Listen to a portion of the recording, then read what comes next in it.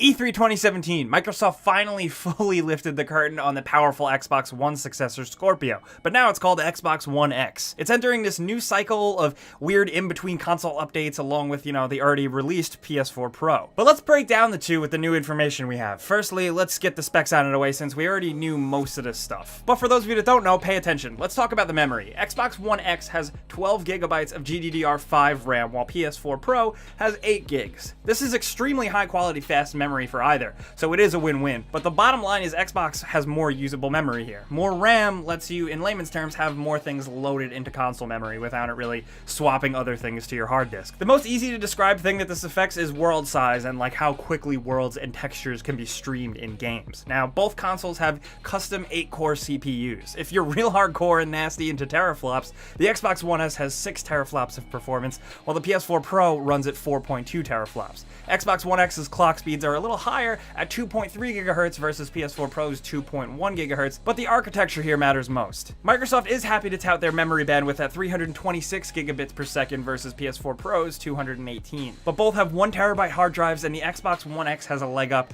on the optical front if you think about it, because it has a 4K UHD Blu-ray drive compared to PS4 Pro's standard Blu-ray drive. But the real meat here is graphical fidelity and resolution. Now, 4K is definitely the big buzzword. There's often a lot of confusion for some people, and even some misrepresentation by the big companies. Not everything is going to be true 100% 4K native, because that's very taxing on hardware, even on some good PCs. A large portion of PS4 Pro's games are not rendered at native 4K, believe it or not, but are upscaled to 4K using some pretty impressive encoding tech. If you don't have a 4K TV, PS4 Pro's added power can make certain games just have better graphics, be it frame rate, extra lighting, or whatever. Xbox One X is interesting because Microsoft is really pushing that true 4K factor. It too can not only make games look better, but make things look more impressive on 1080p TVs as well. While already existing big first-party Xbox titles are getting updates to push 4K on the Xbox One X, like Forza Horizon 3 and Gears of War 4, many of PlayStation's big hits have also gotten PS4 Pro updates as well. Uncharted 4, for example, doesn't run at native 4K, but it's rendered up to it and it looks pretty damn good. While we know Gears of War 4 will also get a resolution bump on the One X, we don't know if it's going to be native 4K or using clever trickery like Uncharted.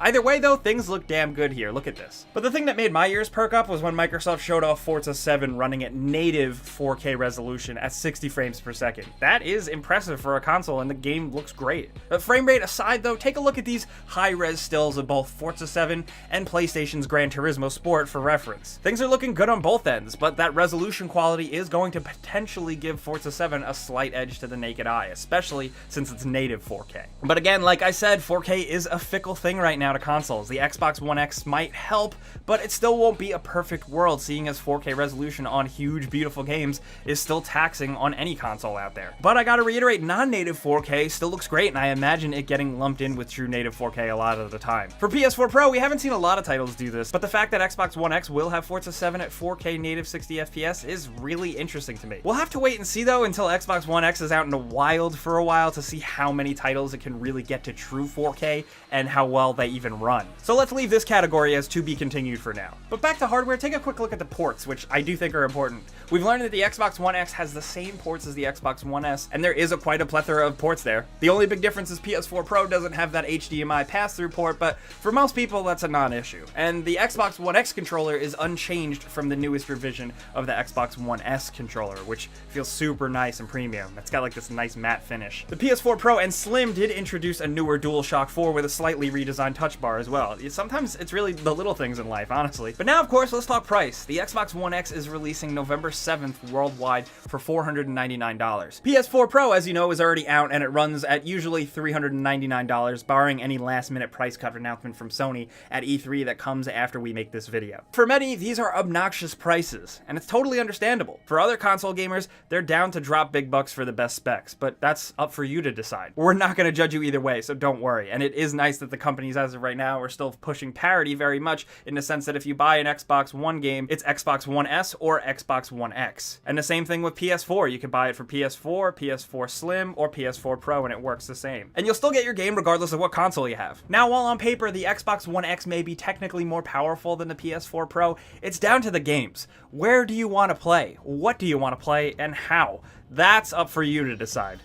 But that's some information we wanted to go through about the newly announced Xbox One X and the PS4 Pro. Whether you're a Sony gamer, an Xbox gamer, or a PC gamer laughing at us in the corner, let's talk about all the nitty-gritty details down in the comments. How do you feel about 4K gaming? Do you even have a 4K television? Let's all just break this down and talk down in the comments because it is a very murky time for a console release cycle, so I'm looking forward to seeing what you guys think. But if you had a good time with this video and you're enjoying our E3 videos, clicking that like button helps us out a ton, and we really do appreciate it. But subscribing if you're new is also a good idea because we put out stuff every single day. But as always, thanks for watching, and we'll see you guys next time.